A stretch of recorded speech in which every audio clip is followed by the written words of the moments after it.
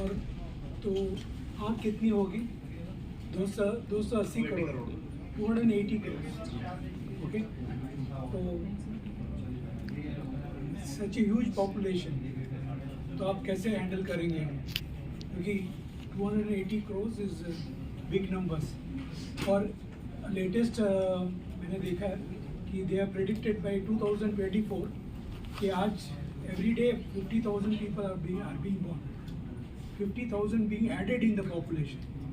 So this is the biggest challenge for us to make people aware that eyes are very important for them to remain productive. क्योंकि आप electoral देखेंगे तो there are about 96 crores voters are there. Okay, so all of them are above 80, and all of them at any given point of time will require something related to eyes. So this is a big challenge for us. Diabetic retinopathy, diabetes जो हो रहा है आज, so that is a big challenge. Younger age में myopia हो रहा है, that is also a big challenge for us. So लोगों में awareness is important. So जैसे कि सर ने कहा कि we are a 140 crore population. उसमें ये इम्पोर्टेंट है कि हमें ये देखना है that 80% हम जितना सीखते हैं इज़ थ्रू विजुअल लर्निंग। सो बहुत यंग एज से ये चालू हो जाता है, हमारे क्लासरूम से ही चालू होता है that 80% of what we are वो हम देख के सीखते हैं, ना कि सिर्फ सुन के सीखते हैं। सो दैट इज़ इम्पॉर्टेंट। विजन क्यों इम्पॉर्टेंट है? Is because of this. आगे जाके जब हम बड़े हो रहे हैं, बिकॉज ऑफ गैजेट्स, बिकॉज बाहर जाना बहुत कम हो गया है। जो हम पहले जब छोटे थे तो हम बाहर बहुत खेलते थे। सो सनलाइट इज़ वेरी इंपॉर्टेंट। अभी हम लोग बहुत ज़्यादा गैजेट्स यूज़ करते हैं, तो जैसे सर ने कहा मायोपिया क्यों हो रहा है? It is one possible cause कि बिकॉज सनलाइट का एक्सपोजर कम हुआ है, हम बहुत ज़्यादा नियर वर्क करने लगे, जैसे फ़ोन्स, गैजेट्स, ये सब चीज़ें हम ज़्यादा यूज़ करते हैं और स्कूल ही हमें बोलती है कि ये सब यूज़ करो, राइट? सो इन सब चीज़ों से ये माइनस पावर ज़्यादा देखने में मिल रहा है। And it is predicted by 2050 half of India's young population will be myopic, so which is a very big challenge. उसके आगे के एज में अगर हम जाते हैं, सर ने जैसे बोला कि लाइफस्टाइल चेंजेस, जैसे हम सेडेंटरी लाइफस्टाइल है, so diabetes is something which is very very prominent. And issue ये है कि हम कभी ये नहीं पूछते हैं, हम डायरेक्टली पूछते हैं आपको डायबिटीज़ है, सो सामने वाला यही आंसर देता है कि नहीं, बट हम ये नहीं पूछते कि कभी हमने चेक किया। So preventive care is very very important. So हमें ये अवेयरनेस करवाना चाहिए कि आस्किंग क्वेश्चंस कि आपने कभी ये चेकअप करवाया। जैसे रेगुलर में हम बोलते हैं आंखों में तो कोई तकलीफ है नहीं, जब तक हमें तकलीफ प्रेजेंट नहीं होता है। सो हमें क्वेश्चन ये करना चाहिए कि आपने कभी चेकअप कराया, then you will come to know कि एक्चुअली आपको प्रॉब्लम है कि नहीं। सो ये सारी जो चीज़ें हैं ये ही डिस्कस करने के लिए हम लोग आए हैं, बिकॉज लाइफस्टाइल चेंजेस जो है, pressure, sugar, myopia, these are all lifestyle changes. Because हमारे आसपास हमारा जो लाइफस्टाइल चेंज हो रहा है उसकी वजह से eye sight is getting affected. And interestingly 60% of these things are avoidable. So 100 अगर है तो उसमें से 60% of these causes which can lead to blindness are avoidable and preventable. And हमारा जो टीम है जिसे हम ऑप्टोमेट्री या ऑप्टोमेट्रिस्ट बोलते हैं, इज़ अ वर्कफोर्स जो इस प्रिवेंटेबल आई केयर को इन्हांस करता है। So that is what we are trying to discuss here. We are trying to discuss here importance of vision, हम कहाँ पे कंट्रीब्यूट कर सकते हैं, हम अवेयरनेस बढ़ा सकते हैं, हम एक्सेसिबल आई केयर दे सकते हैं। क्योंकि हमारा जो ह्यूमन रिसोर्स है, जैसे अगर आप डॉक्टर्स ले लेंगे, ऑप्थेल्मोलॉजिस्ट ले लेंगे, वो थोड़े से हैं, बट हमारा स्ट्रेंथ बहुत सारा है। So we can go and create that awareness and give service delivery to people. So these are the things what we are discussing. Latest अगर ऑप्थेल्मोलॉजी सोसाइटी में there are only about 25,000 latest figure है उनका 25,000 ophthalmologist. हालांकि लेकिन optometrist there are about 1 lakh in our country.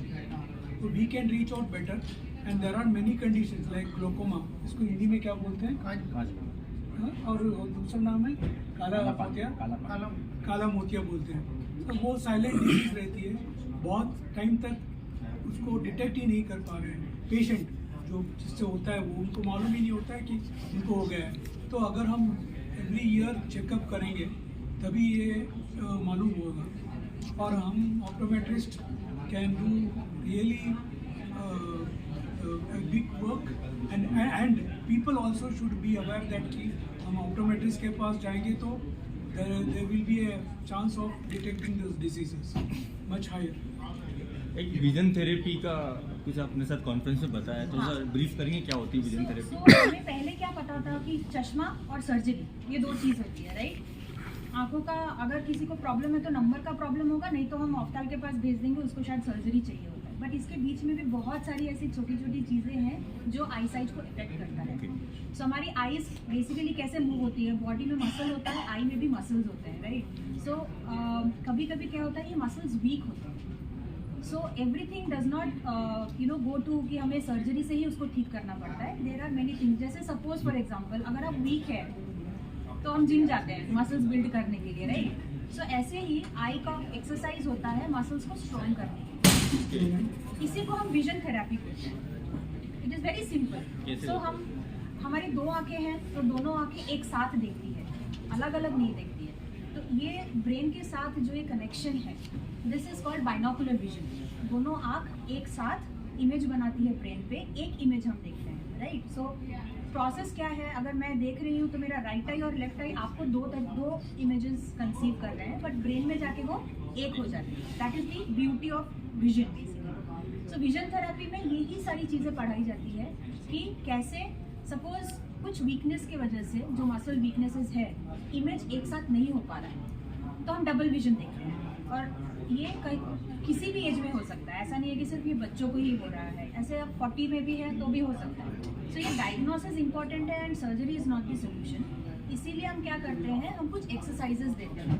Those are may be home exercises या कुछ software हैं। So this technique is called as vision therapy. Sir आपका pen लीजिए, keep it in front of your eyes, bring it closer, still closer.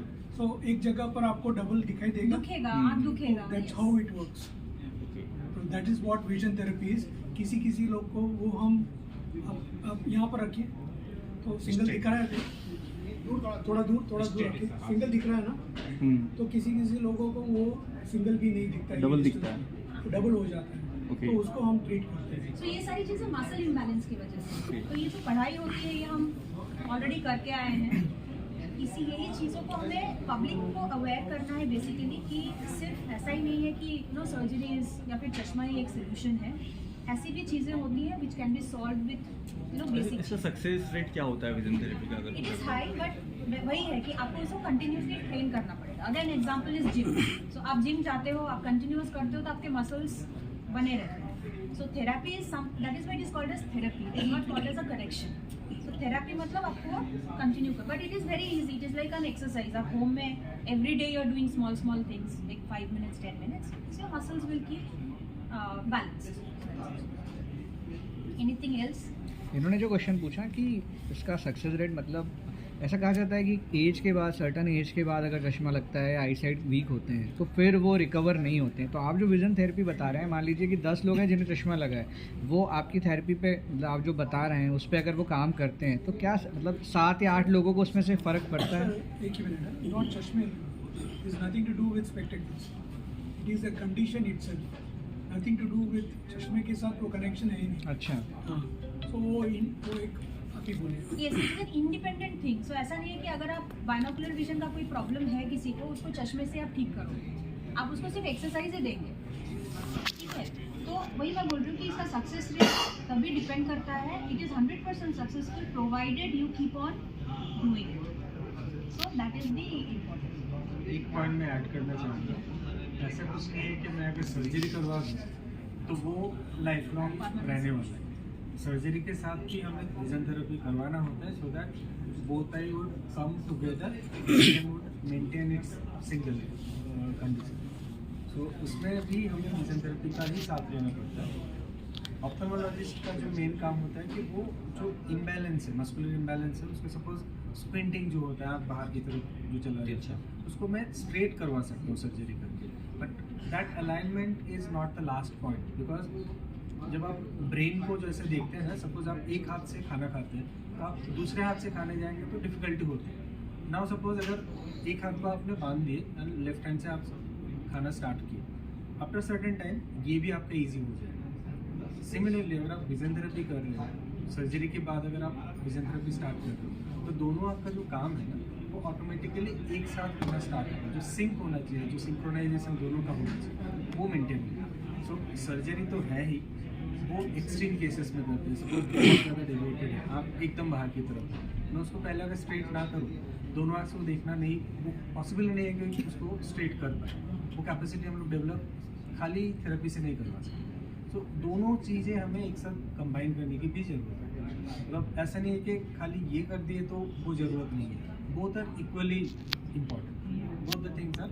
But कहाँ पे जाके करना है दैट डिसीजन अगेन, वो आप जिस प्रैक्टिशनर के पास जा रहे हो, वो जो इनिशियल जो कॉन्वर्सेशन है, बिकॉज हमारा प्रेजेंस ज़्यादा है एंड वी नो कि हमें डिटेक्शन और डायग्नोसिस अच्छे से आता है, तो हम आपको बता सकते हैं कि ये स्टेज पे आपको एक्चुअली अब जाना चाहिए। लेकिन इससे पहले हम कर सकते हैं। जैसे फॉर एग्जांपल आपको एक लाइव एग्जांपल है, आप अगर कहीं गाड़ी पार्क कर रहे हैं, सपोज 2 गाड़ियां हैं और आपको डालना है गाड़ी, आप एक आंख बंद करके कोशिश कीजिए। सो आपका जो परसेप्शन है कि कितना डिस्टेंस में रखना है वो आपका थोड़ा गड़बड़ हो जाएगा। सो एक आंख कभी भी आपको वो फुल इमेज नहीं दे पाएगी। सो ये सारी जो चीज़ें हैं इसको बोलते हैं हम। अभी आपने बच्चों के लिए बताया था, हाँ। बहुत ज़्यादा प्रॉब्लम देखने में आ रही है कि बहुत अर्ली एज से ही बच्चों को चश्मे लग जाते हैं।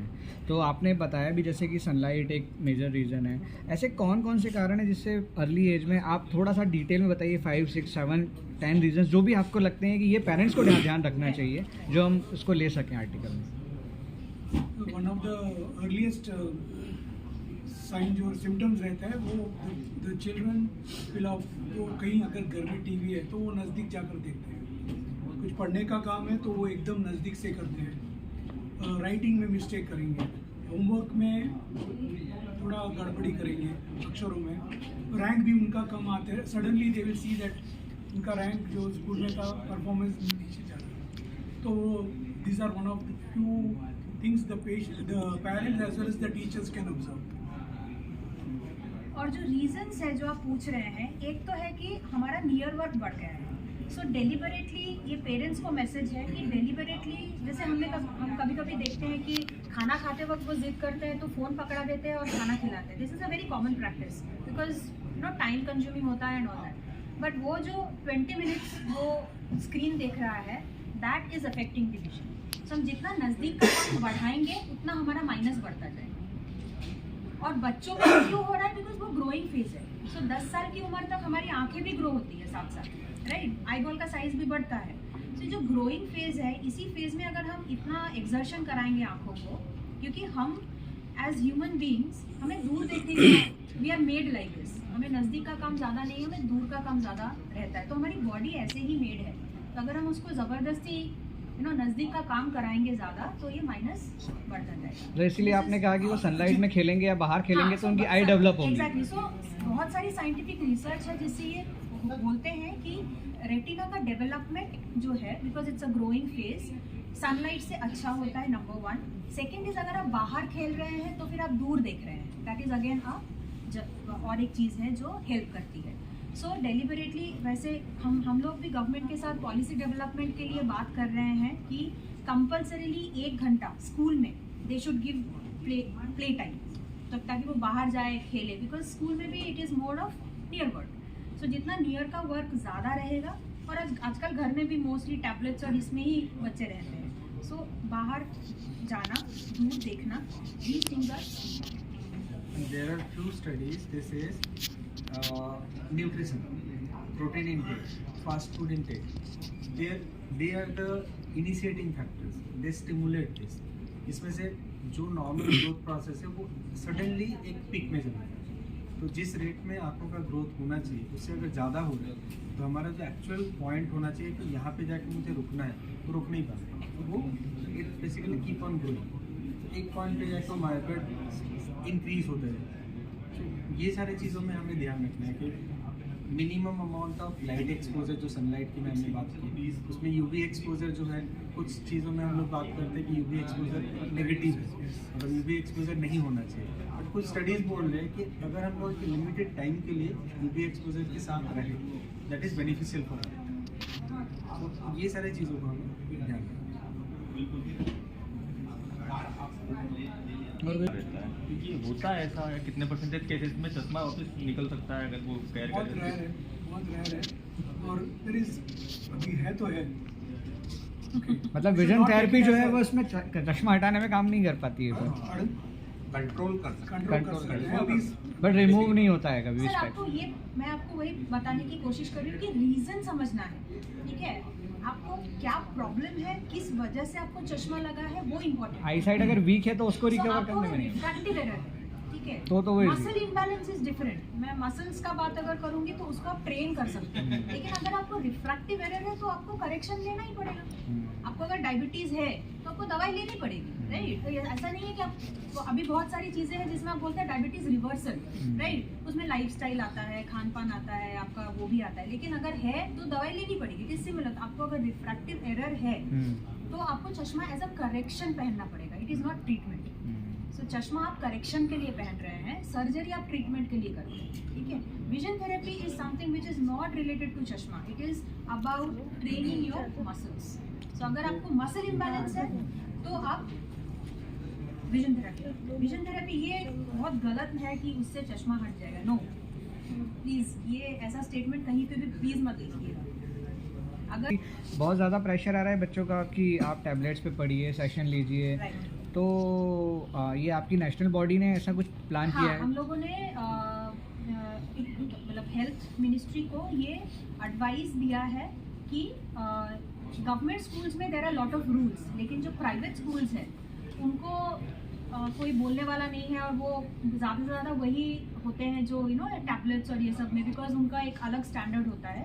सो उन स्कूल्स पे जो प्राइवेटली मैनेज्ड होते हैं वहाँ पे we have sent a proposal saying that अगर 1 hour compulsory outdoor time every day बच्चों को देना चाहिए।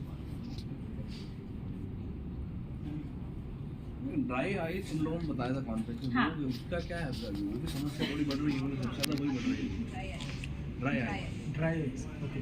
ड्राई आई मतलब आप अगर सिंपली सोचिए, जो आंखों के टीयर होते हैं ना, आंसू जो होते हैं, आंसू का जो नॉर्मल सिक्रेशन होता है उसमें 2 तरह का हो सकता है कि जितना आंसू होना चाहिए वो नहीं बन रहा है, दूसरा हो सकता है जो आंसू बन रहा है उसका क्वालिटी इतना अच्छा नहीं है कि आपकी जो आँख है उसको लुब्रिकेट करे। जैसे आप सपोज कंसिडर करें कोई गाड़ी में जो ऑयल डालता है ना, मोबिल, वो क्यों डालते हैं? ताकि अंदर वाले जो पार्ट है कहीं पे घिस ना जाए, ठीक है? तो सेम थिंग अगर आपकी आँखों में हम लोग ब्लिंक करते हैं तो जो आईलिड्स है ना, वो ऊपर से जो आईबॉल है उसके ऊपर से वो रब करते हुए जाता है। तो इसके लिए हमें यहाँ पे एक फ्लूइड चाहिए कॉन्स्टेंटली। हमारे पास यहाँ पे टीयर ग्लैंड है, तो हर बार हम लोग जब ब्लिंक कर रहे हैं ना, उसमें धीरे धीरे करके उसमें कुछ अमाउंट का टीयर सिक्रेशन होता रहता है। अभी अगर उसका क्वांटिटी में कम हुआ तब भी प्रॉब्लम आ सकता है, क्वालिटी में भी प्रॉब्लम आता है। अब ये आप अगर सिंपली सोचिए कि कोई सरफेस, जैसे घर में पोता लगा है, इमीडिएटली ड्राई हो जाता है क्योंकि वो ओपन सरफेस है। मैं अगर उसी जगह को ढक कर रखूँ तो वो इमीडिएटली ड्राई नहीं होगा, इसमें टाइम ज़्यादा लगेगा। वैसे ही अगर आप आँखों को ज़्यादा देर तक खोल कर रखें, जैसे अगर मैं मोबाइल देख रहा हूँ, ब्लिंक करना मेरा जो नॉर्मल फ्रिक्वेंसी होना चाहिए, जो कि मिनिमम 10 to 15 टाइम्स पर मिनट होना ही चाहिए, वो कम हो जाए। तो ये कम होने की वजह से उसका जो नॉर्मल स्ट्रक्चर तो वही है, लेकिन ड्राइनेस बहुत ज़्यादा हो रहा है क्योंकि इवेपोरेशन ज़्यादा हो रहा है, ठीक है? तो इसको हम लोग क्या कर सकते हैं कि बाहर से कोई लुब्रिकेंट ड्रॉप, बाहर से एडिशनल ड्रॉप डाल सकते हैं, या दूसरा कर सकते हैं कि आपको का जो ब्लिंकिंग पॉसिबिलिटीज़ है उसको आपको ट्रेन करना है कि आपको इमीडिएट ब्लिंकिंग करना ही है। तो ऐसा नहीं है कि आप भूल जाओ, ठीक है? तो हम लोग इसको थिंक टू ब्लिंक बोलते हैं कि आप अगर कहीं पे कुछ काम कर रहे हो, डिजिटल डिवाइस में हो, तो that time you just have to keep on blinking, think for blinking. तो ये भी हमारे काम के साथ जुड़ जाना चाहिए, आपका ट्रेनिंग में होना चाहिए कि जब भी आप काम करो ये भी करो, थोड़ी देर के बाद आपको दूर देखना है ताकि आपका जो मसल्स है, अंदर वाले जो मसल्स हैं, इट शुड बी रिलैक्सड। मैं अगर पूरा दिन एक जगह पर ऐसे ही बैठा रहूँ तो सारे मसल्स क्या है, एक जगह पे वो थोड़ा सा स्टिक हो जाते हैं, क्रैम्प हो जाते हैं, उसको हमें रिलैक्स करने की ज़रूरत है। That way we can manage. ये मैं अभी देख रहा था आप लोग तो आप जो है मोबाइल पकड़ कर रखे हुए हैं तो आप ब्लिंक ही नहीं कर रहे, और जो जिनके पास मोबाइल नहीं है वो they are blinking normal, so this is what it will be. And interesting बात ये है, हम अगर पूरी बॉडी को देखें, हमारा जो एनाटॉमी है, आँख ही ऐसी एक ऑर्गन है जो एनवायरनमेंट में खुली है। हमारा पूरा बॉडी प्रोटेक्टेड है, राइट?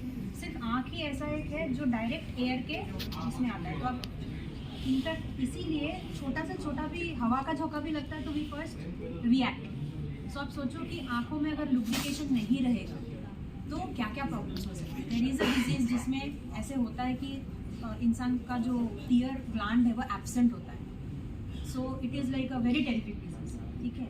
तो that is where the concept of dryness is coming. So हम लोग अभी क्या करते हैं, अगेन लाइफस्टाइल, हम एसी में बहुत ज़्यादा बैठते हैं तो एसी का एयर हमें क्या करता है, ड्राई करता है। बहुत देर तक आप एसी पे बैठेंगे तो स्किन ड्राई हो जाता है, राइट?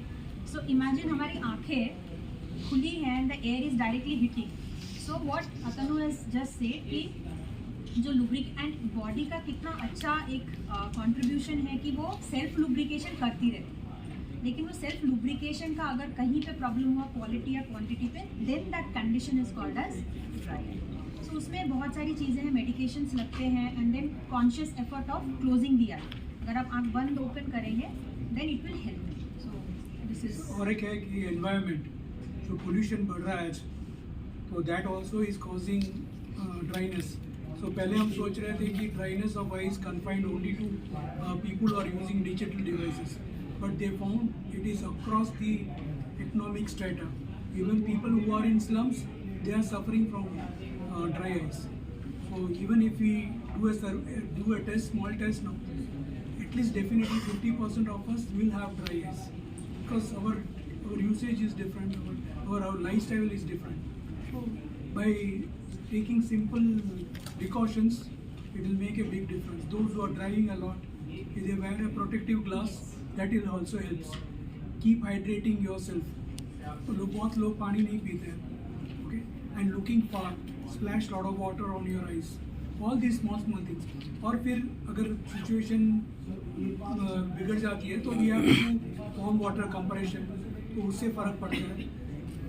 और भी अगर डिसीज और भी ज़्यादा कंडीशन खराब हो जाती है तो then there is another treatment for that. Ma'am जिसके सिलेंड्रिकल नंबर होते हैं तो उनके लिए चश्मा ही उपाय है या फिर सर्जरी जरूरी होती है?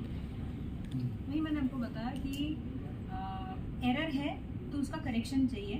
आपको अगर एरर लगता है और उसका ट्रीटमेंट चाहिए तो देन आप सर्जरी पे जाओ। बेसिकली दोनों तरह से समझते हैं। पहले जांच अगर मैं आज खाना खा के बोलूँ तो मुझे साल भर नहीं खाना, पॉसिबल नहीं है, क्योंकि हमें कांस्टेंट सप्लाई चाहिए। इसलिए अगर मैं बोलूँ आज चश्मा पहनूंगा कल से नहीं पहनूंगा, तो पॉसिबल नहीं है। सर्जरी करने के बाद नंबर निकाल दिया जाए, बट उसके साथ साथ कुछ एसोसिएटेड चेंजेस आते हैं। हम हमेशा बोलते हैं कि Complications कट लगा ना, अच्छा। ब्लड निकला ना, कहाँ कि कुछ ना कुछ तो हुआ ना, तो हम जो करते हैं वो है तो बेटर ये है कि आप चश्मा लगा लें तो ज़्यादा बेटर है। नॉन, क्योंकि चश्मा पहनने से आज तक कोई ब्लाइंड नहीं हुआ हाँ सही बात है ना। बट सर्जरी में 1% भी चांसेस है तो जहाँ पे कट लगा, जहाँ पे खून आया, दैट इज इन्वेजिव। हम जो करते हैं वो नॉन इन्वेजिव है, which will not cause any harm to your organ. जब तक कंपल्शन नहीं है सर्जरी पे ना जाए। सर्जरी ऐसा होता है जब हम लोग एक्सट्रीम लिमिट में जाते हैं, जब हमें इससे आगे सपोज कुछ उपाय नहीं है, किसी का हार्ट ब्लॉक है तो उसको करना ही पड़ेगा, उसको नहीं छोड़ सकते। वैसे ही केसेस में लास्ट में जाओ, दिस इज नॉट ऑप्शनल। एक बार हो गया, मैं अगर नंबर निकाल दिया उसके बाद फिर से उसमें कॉम्प्लिकेशंस आए, मैं उसको नॉर्मल नहीं कर सकता। आज अगर चश्मे में मुझे प्रॉब्लम हुआ, नंबर चेंज हो गया, दूसरे दिन मैं दूसरा ग्लास बना के मैं पहन सकता हूँ। That is the benefit. और हाँ, तो ऐसा आपका नहीं जो कि क्वेश्चन नहीं था वो करना। आंसर कर। Cylindrical also is like spherical, ये भी एक टाइप का पावर है। There is no big deal about Yes, it. so it is Yes, like- लेकिन एक उसमें से एक हाई जब सिलेंडर हो जाता है उसको एक और एक कंडीशन है केराटोकोनस, इसमें वो एक्सट्रीम लेवल पर चले जाता है, तो उसमें डिजेनरेटिव चेंजेस होते हैं। Okay, तो वो उसके लिए कॉन्टैक्ट लेंसेज है, और द लास्ट रिजॉर्ट जब उसका विजन बहुत कम हो जाता है, that time the surgery is there, but not for everyone, just like that. तो अभी जैसे आप लोग यहाँ पे 10 लोग हैं, अगर सबको सपोज रिफ्रैक्टिव एरर है, नंबर है बेसिकली, उसमें से 3 to 4 people will have cylinder. So it is like common, it is also power. Sir it is like any other thing, आपने जैकेट पहना है, शर्ट एक पहना है, डिफरेंस आप समझ लीजिए, ये डिसीज नहीं है, दिस इज नॉर्मल। डिसीज नहीं है, it's a body condition, normal body condition. अगर आप जो हमें जितना चाहिए वो नहीं दे रही है। मेरी हाइट 5 फीट 6 इंच है और मुझे ऊपर से कुछ निकालना है, तो ऐसा सर्जरी नहीं है कि मेरी बॉडी 6 फीट के हो जाए। और मैं ये सीढ़ी से- फोकस के लिए डिफिकल्टी है, एक एडिशनल लेंस लगा रहे हैं जिससे वो फोकस करता है। सर्जरी की बात जो आप कह रहे थे ना, there is no constancy in body. एक बार एडल्ट स्टेचर हो जाने के बाद क्या बॉडी चेंज नहीं होती? हर रोज चेंज होती। तो वैसे चश्मे का नंबर भी बदलना ही है। रूल ऐसा है, चेंज इज कांस्टेंट, चेंज होना ही कॉन्स्टेंसी है, दैट इज नॉट। तो आज मेरा नंबर 1 है, कल थोड़ा आगे पीछे होगा। आज 1 नंबर है करके मैंने निकाल दिया, बॉडी तो चेंज होनी है, तो और नंबर आ जाएगा। तो फिर सर्जरी कराना पड़ेगा। सर्जरी करने के बाद फिर से नंबर क्यों आया? नहीं होगा, ऐसा नहीं अच्छा, है, में जानना है। तो फिर चश्मा लगाना पड़ेगा। फिर आपको चश्मा में नॉर्मल चेंज है। रिटर्न वहीं पे आना है, अगर आपको वहीं पे आना है क्योंकि ये एबनॉर्मेलिटी मत समझो, इट इज नॉट एबनॉर्मल। आप लोग के This is नहीं। आप लोग के नाम बता दीजिए। मेरा नाम संजय मेहता है। मेरा नाम अजीत लिमये है, अजीत लिमये। जी, हाँ, आपका? पौला मुखर्जी। जी मैम। पौला मुखर्जी। आपका मेरा नाम है अतनु, ATAN, अतनु सामंत। आप में से इंदौर से कौन है? आप इंदौर से? सर एक घंटी रहती है कि चश्मा लगने के बाद कभी फिर निकलता नहीं है क्या? कभी नहीं निकला? हो गया है सवाल, पूछ लिया भैया। सर, एक कैसा है